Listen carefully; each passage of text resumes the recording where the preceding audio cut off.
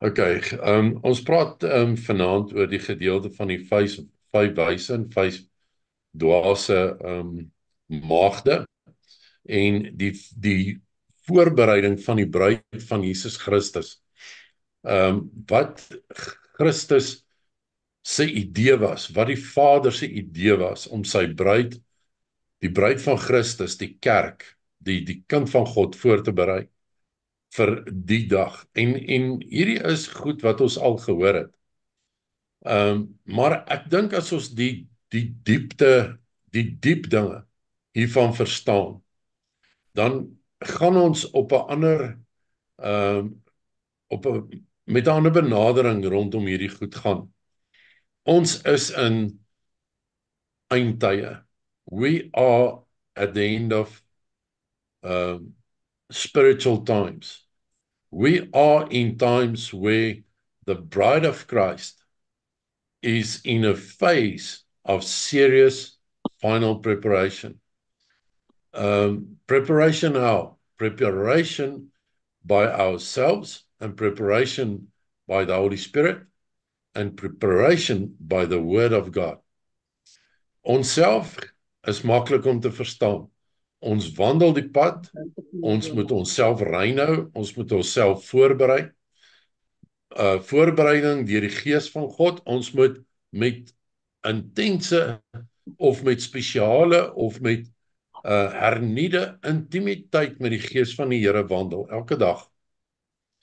En dan laastens, ons is in 'n finale fase van voorbereiding deur die woord van God. Preparation by the word of God means we will be judged by the word, and we will thus be prepared by the word, meaning we take the word and we really live it practically. And that is what it means to be one with the word, to obey the word, and to be prepared by the word. And if we live by the word, we will find that there are a lot of things which we think are acceptable, that the word proves us differently. Okay.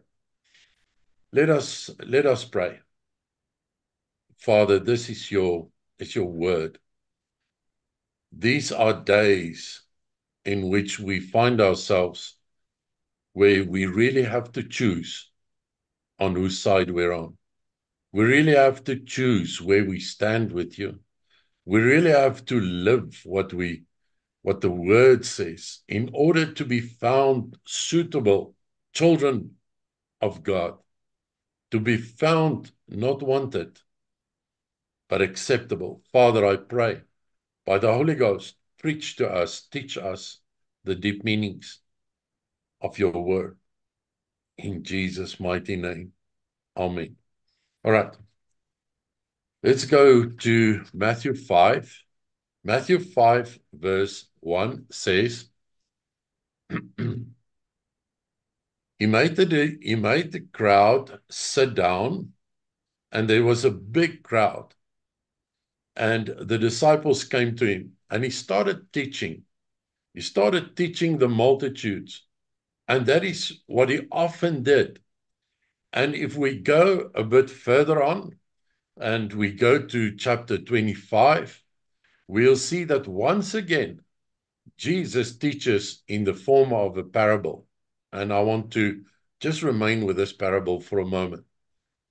Matthew 25, verse 1. Then shall the kingdom of heaven be likened to 10 virgins, who took their lamps and went out to meet the bridegroom. Now, if we go and research the meaning of the word lamps in Greek, the Greek word is lampas, and a lampas is a torch, not a lamp as in like a candle or something. It is one of those fiery torches, een van daai vuur vlamme, die steel met materiaal bo of wat hulle ook al gebruik het, wat gedoop is in olie, Ons sal dalk vandag se dae sê parafin, jy steek hom aan die brand en dit verlig die area. Dit is wat die Griekse woord lampas hier gebruik. Jy gebruik dit om mee te loop en in die Bybelse tyd met troues was dit gebruik tydens die seremonie om deel te vorm van die feesvieringe. Dit is waarvoor hulle die lamp gebruik het waarvan daar gepraat word hierson. Okay. And 5 of them were wise and 5 of them were foolish. The foolish one took their lamps, but took no oil with them. Now, if the Greek word says it is a torch and you need it to partake in the festivities or need to use it to be a light for you to see or an instrument to enlight the area, it is strange that 5 of them had their torches lit or their lamps lit, and 5 of them did not take any oil. However, I have to assume that the Bible means that there was limited oil when it says 5 of them didn't take any oil, because if you read further, you'll see that at some point 5 lamps remained burning, and 5 lamps lost their energy. All right. At midnight, let's go verse 4. But the wise took oil in their vessels with their lamps, while the bridegroom tarried. Remember this. The bridegroom tarried. They all slumbered and slept. And at midnight there was a cry made, behold, the bridegroom comes, go out to meet him. Then all of them rose and trimmed their lamps. And the foolish said to the wise, give us some of your oil, for our lamps have gone out. But the wise answered, no, lest there be not enough for us and you, but rather go to those who sell and buy some oil. Now we know the story, it goes further. They disappeared, they bought some oil, and they came back to find that the door to the festivities has closed. And the words that the master said, the Lord said, they said, Lord, open to us. But he answered and said, that is the Lord of the wedding. Truly I say to you, I do not know you. This is a very important 5 words. I do not know you. I want to read some scripture quickly from 2 Corinthians, if I'm not mistaken. Those who love me. It's 1 Corinthians 8, verse 3. But if anyone loves God, this one is known by me. And here he says, I do not know you. I have to believe that the parable means that the unwise virgins did something that proved that there was no real love for the Lord. And the Lord in this case is the Lord of the wedding. The Lord in our case, in our spiritual lives, is God, the God of the wedding. Nou dit lyk vir my asof die Here Jesus een ding onder andere wil sê, op daardie dag, as jy my liefhet, sal ek jou ken. Of ek ken die wat my liefhet en ek laat hulle toe by my. Nou, daar's net een manier om God lief te hê, en dit is deur die werking van die Heilige Gees. Ek moet die Gees van God toelaat. Ek moet hom nie net in my lewe toelaat nie. Ek en hy moet 'n verhouding hê. Ons moet 'n pad stap, want die woord sê, love, joy and righteousness is shed abroad in our hearts by the Holy Spirit. So hierdie gelykenis spreek baie dieper as net oor die wederkoms. Dit spreek van 'n voorbereiding, 'n aanloop na die wederkoms. Na die dag wanneer ek of jy God ontmoet. En dit is elke een, ons het dit al gesê, se dag is moontlik anderste as die volgende een. Hierdie gelykenis praat nie noodwendig van die wegraping of dat daar 'n massa wegraping sal plaasvind of baie mense dink wanneer die Here weer kom is dit almal gaan op een slag. Nee. Sommige mense gaan vandag, ander mense gaan volgende week.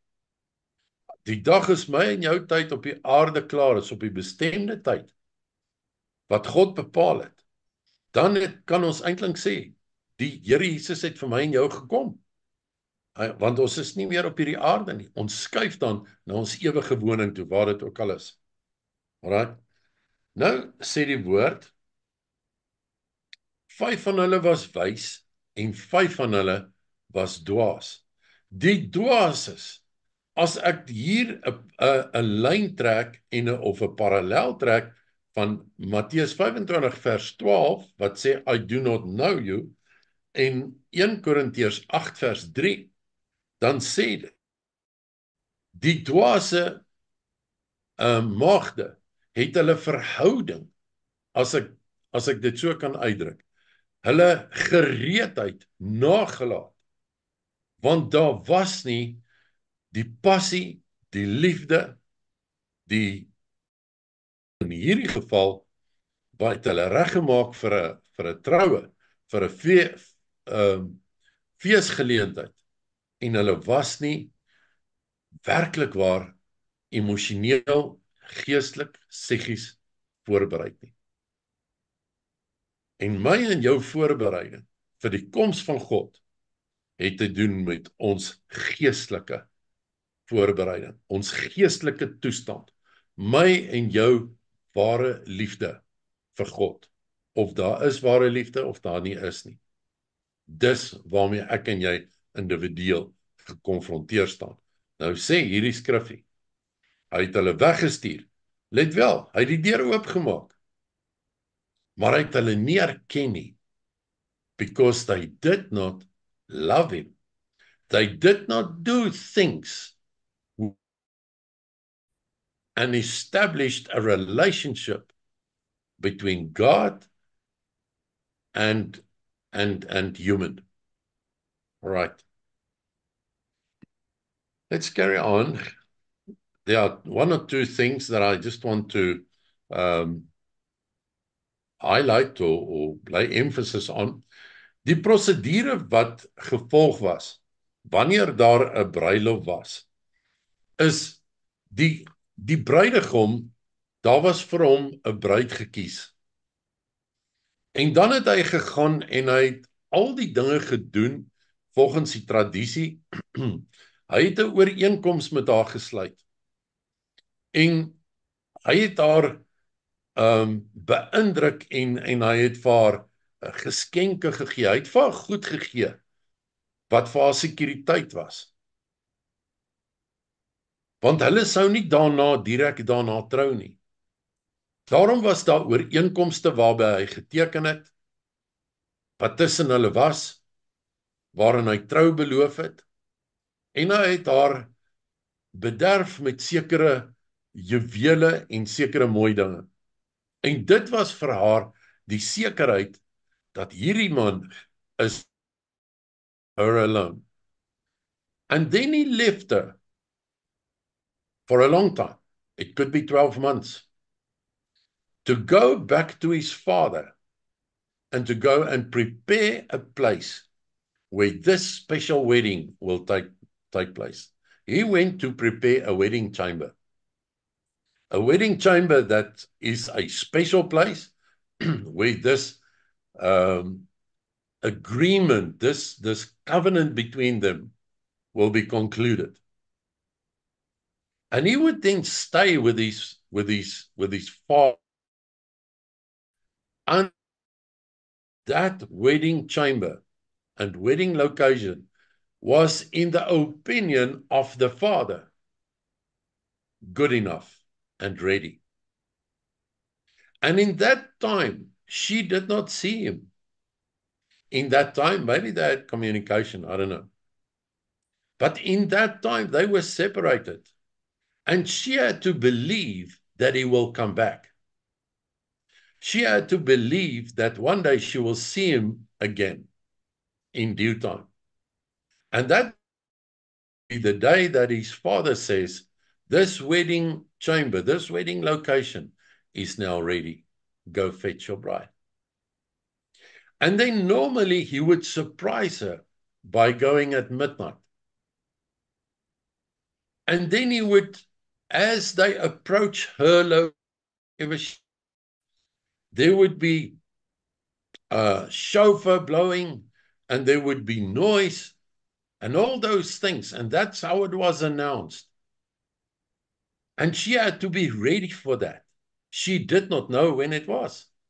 She would not know when it would take place. Sy het nie geweet wanneer kom hierdie bruidegom terug nie. Sy moes net gereed wees.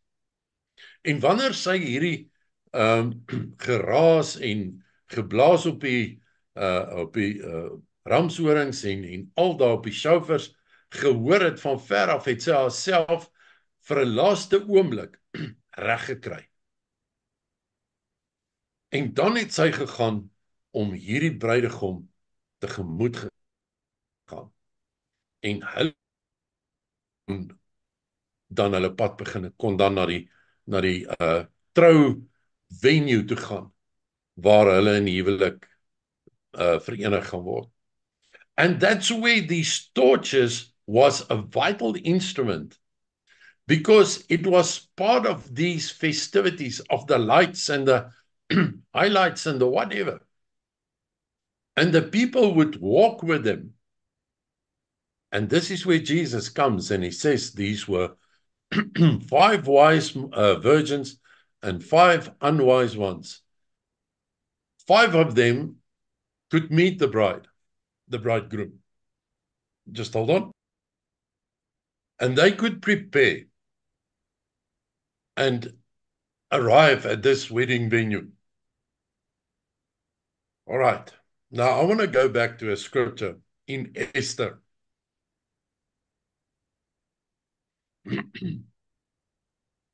The scripture in Esther 2 verse 12. It speaks about Esther that agreed to marry the king. And Haggai, the king's servant, was going to prepare her. And according to his prescriptions, she submitted and she said, okay, she will follow his advice and she will prepare us as the scripture says. And if we look at Esther 2 verse 12, and that portion of scripture that that basically explains for 6 months she would apply oil of myrrh, which is a purification, and the other 6 months sweet oils, which was a beautification application. And it's funny that the word Esther in Hebrew is Hadassah, which means I will be hidden. Now listen, we get closer to a great truth here. This is very much a type of what happens in the relationship between God's children and God himself. Siel red, dan klee hy vir my en jou met homself. En hy berei my en jou se geestelike, ek wil amper sê, look and feel voor deur die werking van die Heilige Gees en die pad wat ek en jy met die Gees van God stap. En ongelukkig is dit so, sommige mense stap nie 'n pad met die Gees van die Here nie. Sommige mense het gebore geraak en hierdie lewe verlaat sonder om eendag een woord met die Gees van God te praat. Maar as ons kyk na die gedeelte in Ester en wat dit sê, ek gaan gou na Ester 2 vers 12 toe. It says, and when the turn of each young woman had to come to go into into King Ahasuerus, after she had been purified 12 months, according to the law of the woman, for so the days of the anointing were done, 6 months with oil, 6 months with sweet odors, and with the perfumes of the woman. All right? So, deur die werking van die Gees van die Here berei hy en jou voor om 'n welriekende geur te wees vir God in ons geestelike lewe. Maar dit kan net plaasvind as daar 'n verhouding met die Gees van die Here is. As my verhouding met God gelei en begelei word deur die Gees van die Here. My liefde vir God is as gevolg van die liefde, love, joy and righteousness that shed abroad in our hearts by the Holy Spirit. Met ander woorde, 'n lewe van oorgegewenheid, soos wat Ester haar oorgegee het aan Haggai. En sy die diens, die aanbevelings en die aanwysings gevolg het om haar voor te berei vir hierdie spesiale dag. Alright. And so it was that in so doing, we find that likewise does God do with his children. It's a process of preparation, so that on the day that the bridegroom comes to fetch his bride, the ready bride will hear from afar off and will have enough, so to speak, oil. The torch is ready to go and meet up with him and take part of these heavenly festivities. We go to Songs of Solomon, chapter 14. We read the following. O my dove, in the clefts of the rock, in the secret places of the stairs, let me see your face, let me hear your voice, for your voice is sweet and your face is beautiful. He refers to the cleft of the rock. All right, I'm going to come back to that. Let's go one scripture further to Colossians 3 verse 13. 3 verse 3. And Colossians 3 verse 3 says, for you died and your life has been hidden with Christ in God. All right. If I take the name of Esther, which means the hidden one, I am hidden, and I see what the New Testament says about us as children of God, and I add this scripture, and I'm going to give it to you now, which is in Exodus 37, if I'm not mistaken. Exodus 33. You know the scripture very well. Verse 16. It says, it's Moses speaking to God.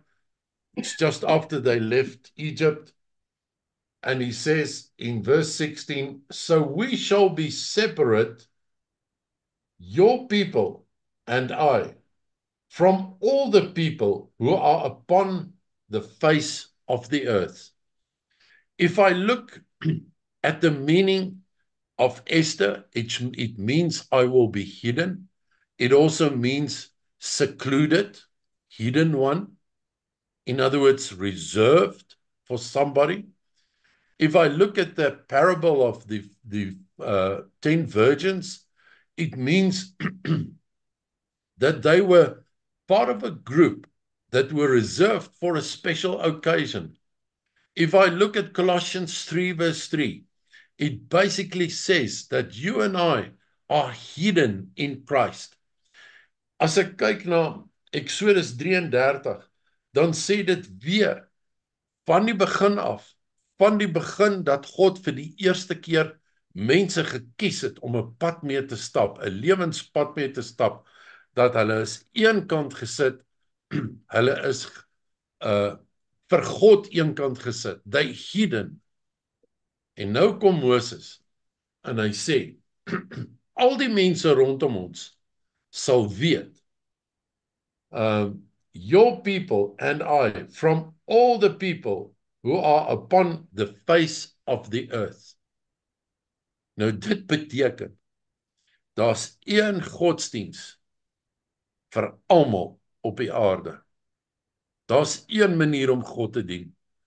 En die kind van God is eenkant gesit vir God. Dit is wat hierdie hele proses van voorbereiding vir die dag wanneer die Here vir my en jou kom, begin, is ek en jy moet verstaan, ons is eenkant gesit. By eenkant bedoel ek kan nie dit doen wat die ander kant doen nie. Ek is eenkant vir God. As God nie aan die ander kant is nie, is ek ook nie daar nie. Wat ook al die ander kant beteken. En dan gaan Moses verder. En hy sê in vers 22, hy vra vir die Vader, vir God, ek wil, wys my u heerlikheid. En dan sê God, in vers 22, I will put you in the cleft of the rock, and will cover you with my hand while I pass by. En vir die soveelste keer, word daar verwys na iemand wat 'n intieme verhouding met God het, is iemand wat in die kleft gebere is. Hidden, soos Esther se naam bedoel, I'm hidden. So sê Kolossense 3, jy's eenkant. So sê Exodus 33:16, ons is eenkant vir God gesit. En vers 26 sê, as jy eenkant is en eenkant bly, as ek dit so kan uitdruk, dan bære ek jou in die rots, en die rots is Christus. En nou kom hierdie gedeelte. En ons kom, as ons by 2 Korintiërs 5 vers 15 kom. Ek gaan vinnig soontoe.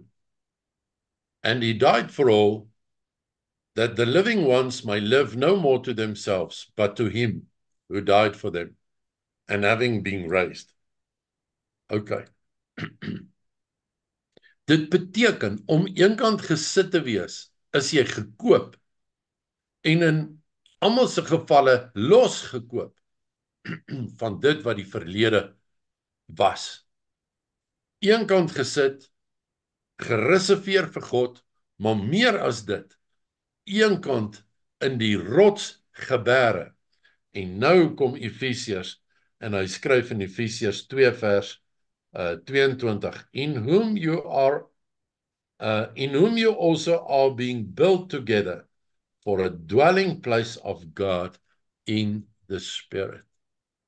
Meaning, all the separation, all the being put separate, one side for God, all the intimacy, all the put you away in the cleft, all the hiding you there, is with and by the Holy Spirit. And it points at one thing. You and I, the bride, will be prepared. And you and I will be found wise or unwise. If I look at the torches, the thing which makes all the people that are on the way to the festivities, almal wat op pad is om die bruidegom te ontmoet in hierdie geestelike lewe. Dit maak een verskil. My verhouding met die Gees van die Here, as ek nou simbolies praat, is die begin in die instandhouding van my lamp. En my nalating van, of as ek 'n verhouding met die Gees van die Here nalaat, dan laat ek my, dit wat my gereed maak vir die koms van die Here Jesus, dit maak my ook ongereed. OK. Ek wil vinnig een of twee ander skrifte met julle deel. As ek gaan na die gebruike wat die Jode gehou het of gehandhaaf het wanneer daar troues was. 'n bruid in die Joodse taal was genoem kala, which means secluded or enclosed one. Nou, ons lees maklik die skrif en ons lees van 'n bruid en ons sien dit maar net as 'n bruid. Maar in die tekste wat ons gelees het, word die woord bruid in die Hebreëus beskryf met kala. En dit beteken the enclosed one. En alhoewel dit in die Joodse tradisie iemand was wat 'n bruidegom lankal reeds bekom het. Sy was vir hom eenkant gesit. Toe het hy met haar 'n verbond gemaak. Toe het hy vir haar geskenke gegee as sekuriteit dat hy weer sal terugkom. Dit was waardevolle goed. Dan as ek dit op ons lewens vandag van toepassing maak, dan dink ek kan ek sê, to be the bride of Christ means I am not only living under a new covenant with the groom. I've been enclosed and secluded and set aside for him. And that process happens in the rock. And in the rock, I have this intimacy available with the Holy Spirit so that I can be ready one day. And the scripture could come into fulfillment in Revelations 22. I think it's 22. Just want to check this quickly. Revelations 22:17. And the Spirit and the bride says, come. En daar's 'n vertaling wat sê, come Lord Jesus, come quickly. There is no other way to prepare ourselves to be ready for that day, whenever it is, than by an intimate relationship with the Holy Ghost. Let's go to 2 Peter 3 verse 3 quickly. In hierdie tyd wat die bruid nou in afwagting was vir die bruidegom, is dit moontlik dat daar ander verbygaande mans op haar jag sou maak, mans wat haar sou wou mislei en vir haar sou wou sê, maar jou bruidegom is lank weg, hy kom nie terug nie. Daar's al soveel tyd wat verbygegaan het. Kom haak by my in, ek neem jou, ek gaan vir jou, net so praat die woord in 2 Petrus 3 vers 3, en hy sê die volgende, first, knowing this, that there will come in the last days scoffers, walking according to their own lusts, saying, where is the promise of his coming? For since the fathers fell asleep, all things continue as they were from the beginning of creation. For this is hidden from them by their willing it, that the heavens were of old and the earth out of the water, and through water being held together by the word of God. Wat die skrif sê, is daar sal in die laaste dae, in hierdie voorbereidingstydperk, die wees wat ek wil amper sê, aas op hulle wat lyk of hulle sonder God is en hulle verder in die afgrond invat. En as jy gereed is en nou geset is en in die rots is en in 'n intieme verhouding met God se gees is, behoort jy die onderskeiding te hê wanneer dit kom om dit te identifiseer as nie van God nie en dan op daai manier nie rigting verloor nie. Kom ons gaan Efesiërs 2 vers 22. In whom you also are built together for a dwelling place of God through the Spirit. Ek het nou gelees, maar wat hierdie skrifgie vir my sê is, van die begin af, van die dag dat hierdie bruid en hierdie bruidegom 'n verbond sluit, 'n verbond van trou, soos wat ek en jy met God 'n verbond sluit. Ek word gewas deur sy bloed. Die woord sê hy gee van sy gees in my en jou. Net soos wat hierdie bruid en bruidegom met mekaar 'n verbond sluit, kom die Here en sluit met my en jou 'n verbond, maar hy gee vir my en jou sy gees. Because you and I need to get into the cliff, into the rock, with the Holy Spirit. And it will continue until Revelation 22:17 comes into fulfillment. And the bride and the Spirit says, "Come, Lord Jesus." Dit begin met die gees en dit eindig met die gees. En nou gaan ek net vanaf 2 Timoteus 3 vers 5 tot 7.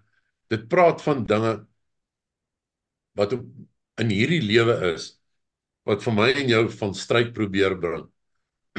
En dit is die volgende, ons het hierdie skriffies al gelees en daaroor gepraat by vorige geleentheid. En hy praat van in die laaste dae, having a godliness, hy praat van mense, vers 2 sê, for men will be self-lovers, en dan beskryf hy 'n klomp mense, having a form of godliness, but denying the power of it, even turn away from these. En wat dit hier sê is, 'n bruidegom in die klif, in die rots, in intimiteit met die gees van die Here, behoort veilig te wees, behoort vas te staan, wanneer hierdie ding gebeur, dat daar mense jou pad langs kom, wat 'n vorm godsdiens het, 'n vorm van wat reg lyk, maar nie reg is nie. En ek en jy gaan die gees van die Here nodig hê, om dit te kan onderskei. Dit kan ons vir mekaar sê. Matteus 24 vers 11, dit sê die volgende, and many false prophets will rise and deceive many. And because iniquity shall abound, the love of many will become cold. Luister. Ek vat julle terug na 1 Korintiërs 8 vers 3 en die gelykenis van die dwaase maagde.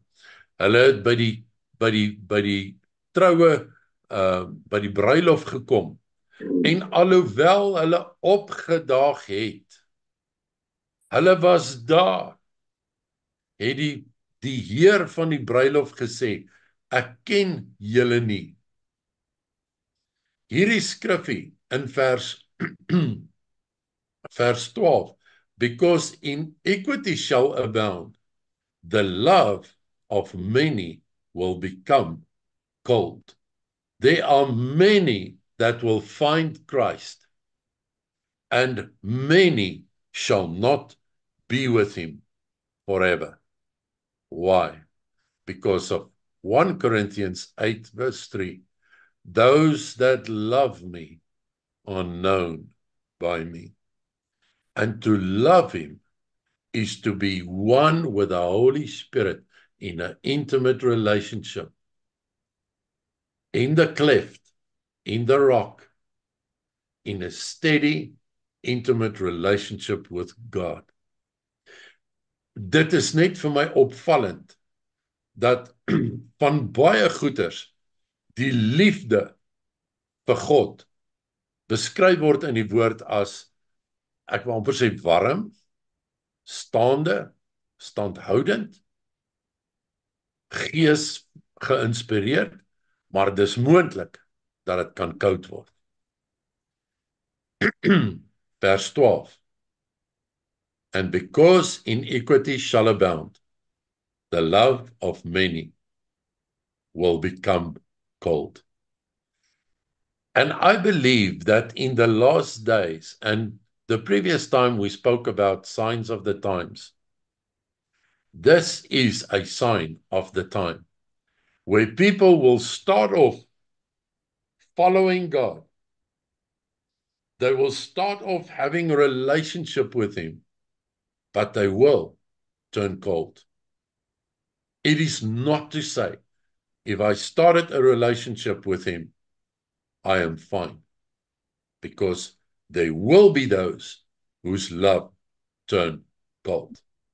And 1 Corinthians 8:3 says, I will know those that love me, or those that love me are known by me.